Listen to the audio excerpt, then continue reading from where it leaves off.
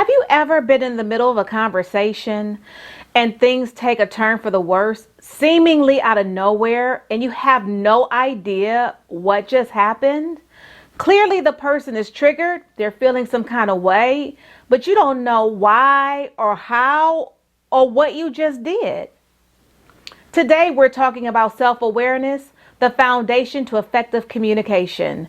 My name is Jennifer Mitchell Early. I help individuals and teams achieve organizational and personal success. And this is Leadership Matters.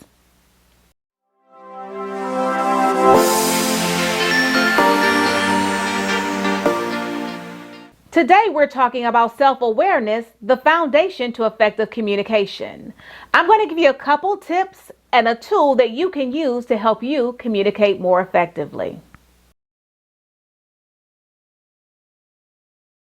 So self-awareness means that you know how your thoughts, emotions, and behaviors affect others, and you're able to manage yourself so that the other person is an important part of the conversation. Self-awareness helps you to be more comfortable with yourself so you can relate to others with genuine confidence and kindness.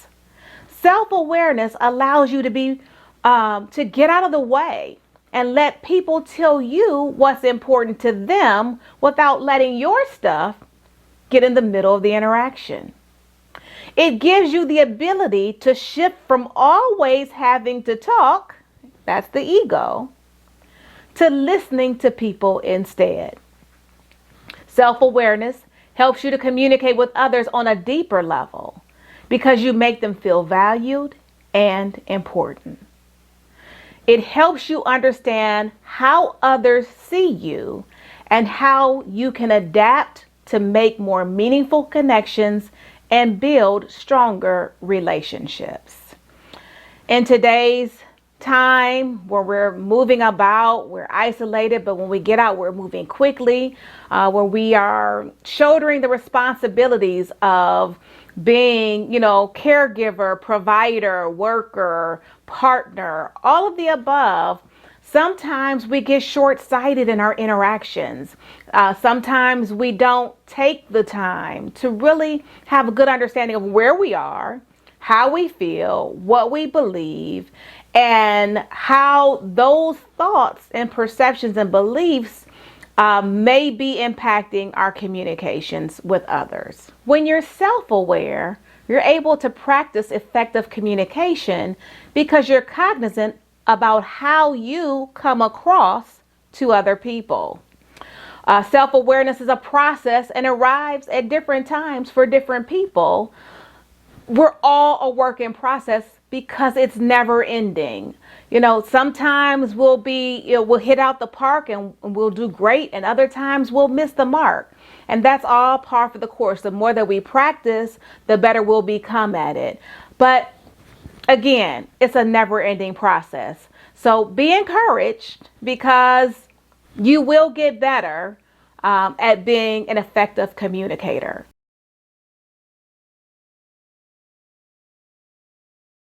Social psychologists have categorized self-awareness into 3 types or dimensions. The first is subjective self-awareness, an ability that humans and animals have to differentiate themselves from their social and physical environment.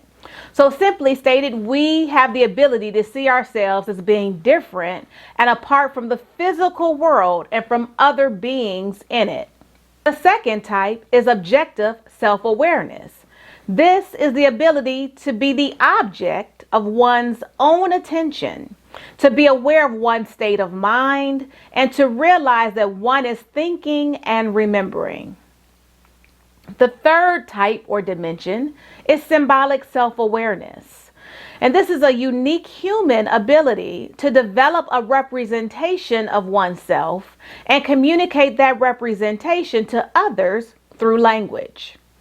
And when we talk about interpersonal communication, we're talking about, or we're concerned with, this third type or dimension, symbolic self-awareness, how we represent ourselves and communicate that representation to others. Abraham Maslow, you may remember him from the hierarchy of needs, developed a framework that explains the process of becoming self-aware along with the attainment of communication skill.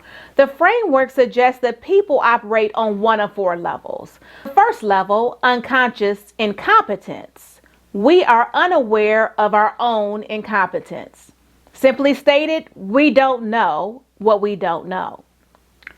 The second level, conscious incompetence. At this level, we become aware or conscious that we are not competent. We know that we don't know. The third level is conscious competence. We are aware that we know and we can do something, but it hasn't become an integrated skill or habit.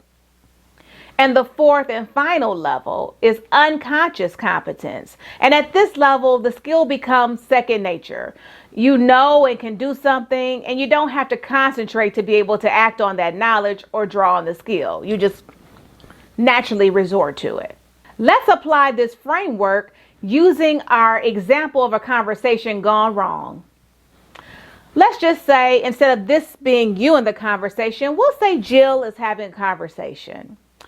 Jill is a poor communicator, but she doesn't realize it. She's at level 1 when it comes to interacting with people. Either Jill hasn't thought about developing strong interaction skills, or she actually believes herself to be a good conversationalist.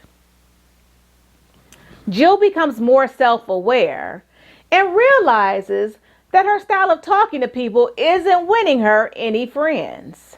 She knows that she has some issues in this area, but she isn't quite sure how to fix them. Jill decides to read some books and watch some YouTube videos on how to communicate effectively. And she purposely works on how she talks to people. She also asks for constructive feedback from friends with whom she interacts. Jill's communication skills improve, and she is now consciously competent. She's on level 3. Once these skills are fully integrated into Jill's behavior with people, she won't have to strive. She won't have to think about. She won't have to concentrate about how to communicate effectively, because she will have reached level 4 and it will be second nature. She will be unconsciously competent. Almost any skill can be described and improved upon using these 4 levels. Before trying to communicate with others, you must first be aware of yourself. Use Maslow's framework to help you become more self-aware and communicate effectively.